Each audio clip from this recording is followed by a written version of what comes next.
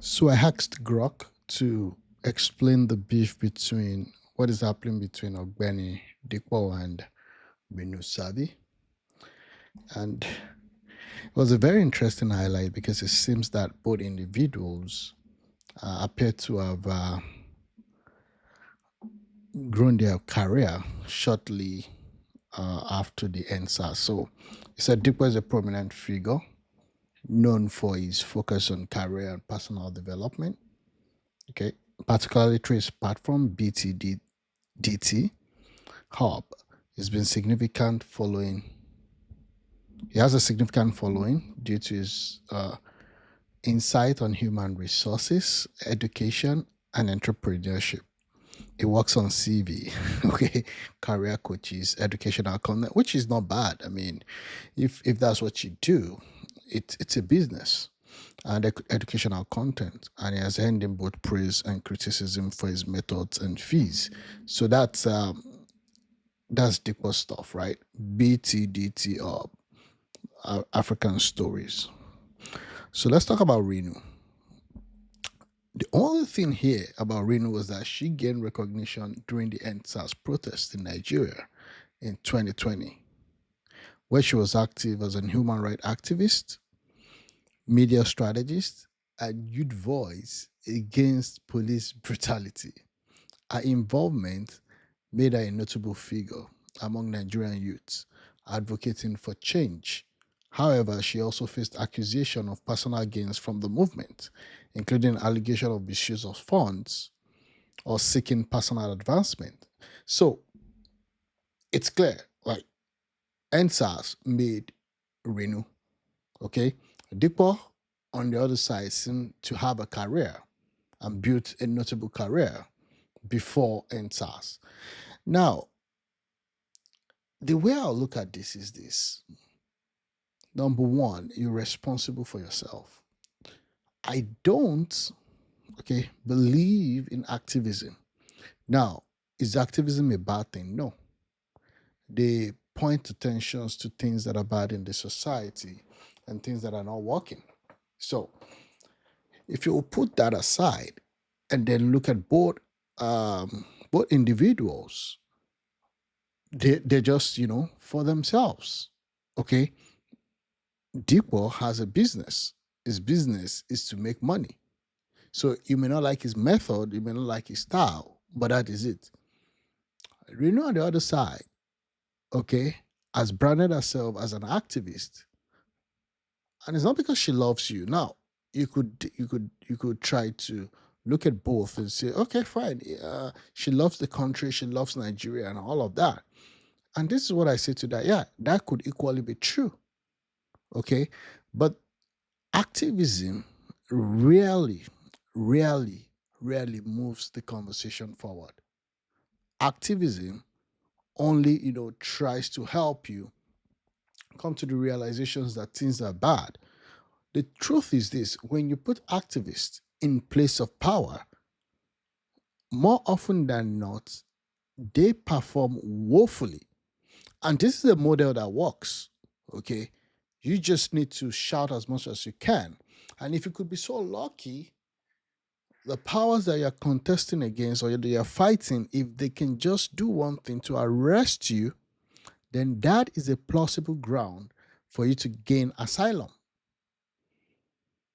So at times you'll be like, oh, this guy's been arrested, blah, blah, blah. It's par for the course. What you just need to do is attack someone and then that is it. So that's been the argument that okay, there's the irony, there's the hypocrisy, there's the public perception and allegations, you know. Um and the major thing is that there was a post, that Rinu had publicly criticized Dipo, calling him a jobber. There's nothing bad. That's his job. Okay. That's his job. If he overly commercializes it, as long as he's not taking money from you or taking money from someone else by illegal means, then by all means, that's his job. Now, there's an economy of irony in their field, with some observing noting that both individuals have faced scrutiny, the actions and public persona. Dipo has been criticized for his business practices, while Reno has been accused for using the NSAS movement for personal gain. This led this leads to public discussion on social media about the authenticity or a motive of both figures. See, let me be sincere. All of these activists, okay, love the fact that they could still go ahead with their activism. Why? Because one of the best investment model in the world is people wanting to invest in other people's misery. Okay, so they create this shadow of they care about the whole situation of things, and then they're being hailed as heroes, and then personally they advance their own career, get their own net worth, and that is it. Quick question, quick question, and I'm not trying to say this as a way to try and ridicule anyone or try to blame anyone. The NSAS movement led to people ultimately losing their lives. But this is my question: of all of those people that gained certain fame from that movement and have benefited from the misery that happened that day, has there been any recourse to the families of those that lost their lives? Does Reno each month, after getting some of these juicy appointments or juicy gigs, speaking here, speaking there, being hailed as an hero for speaking to power, there would have been financial benefits? My question is this: some people lost their life that day.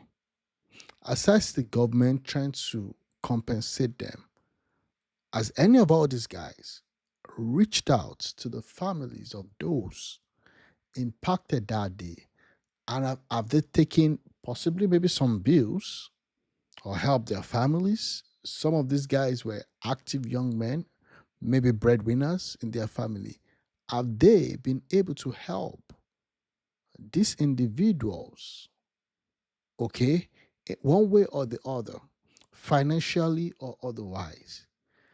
And when you look at it, I'm telling you, I don't know, but the answer might be none. And that's the problem with activism, because activists don't really move things. They could create awareness that could lead to a bigger, a bigger movement. But at the end of the day, when it comes to execution or when it comes to you making things happen, your activism would never work.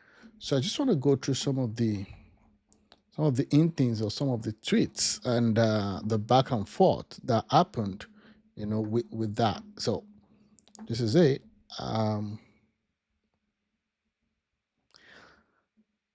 So Dipo had called her an Hamajiri, and then she posted this saying that I'm out of school, Hamajiri. Let's see.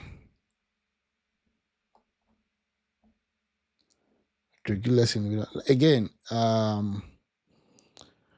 Going to Harvard, to discuss about politics is a commendable thing. Okay.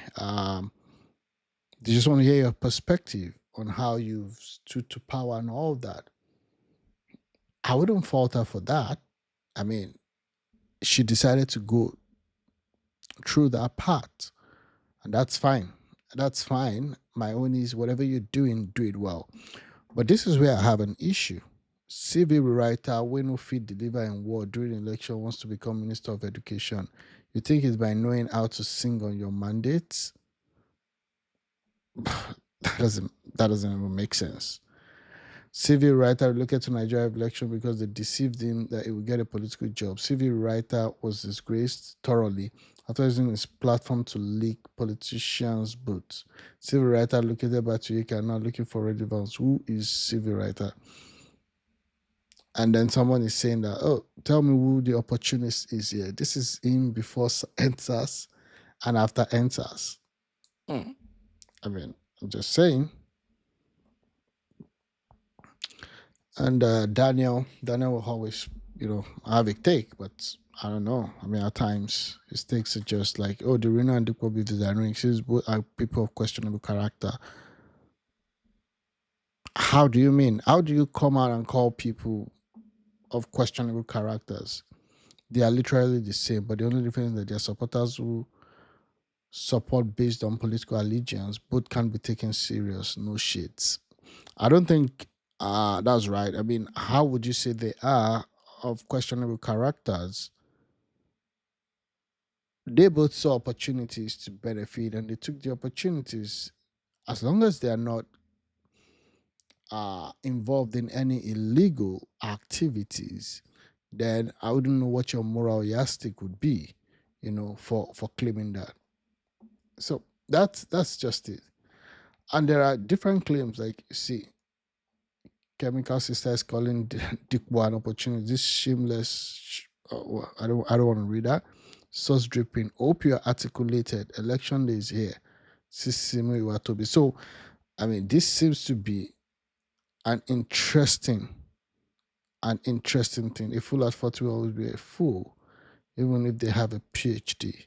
The funniest part is that they actually told him they will give him Minister of Education, Twitter Minister of Education. I'm not sure if this is true, and I'm not sure if this is provable. But let me know what you think in the comment section below. This battle and this fight between these two, I'll say gladiator. One is an obedient, the other one is an APC apologist. So, quite interesting, but it's just one of those things.